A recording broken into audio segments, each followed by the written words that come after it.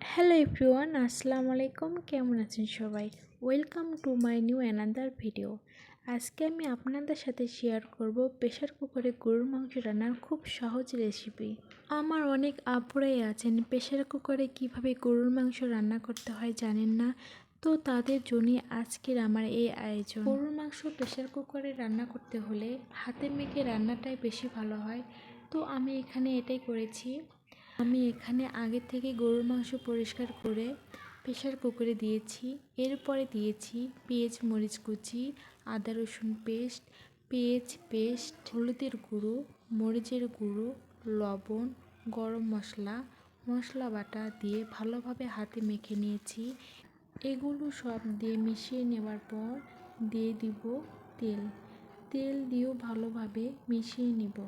Pressure কুকারে গরুর মাংস রান্না করতে হলে 6 থেকে 7টা সিজ দিলে হয়ে যাবে। তারপরও পানির পরিমাণটা অল্প দিলেই চলে, বেশি প্রয়োজন হয় না। পরিমাণ মতো পানি দিবেন।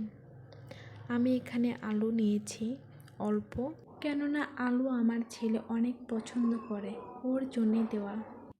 যাই হোক, ভিডিওটা ভালো লাগলে অবশ্যই লাইক কমেন্ট শেয়ার দিয়ে পাশে থাকবেন। ধন্যবাদ।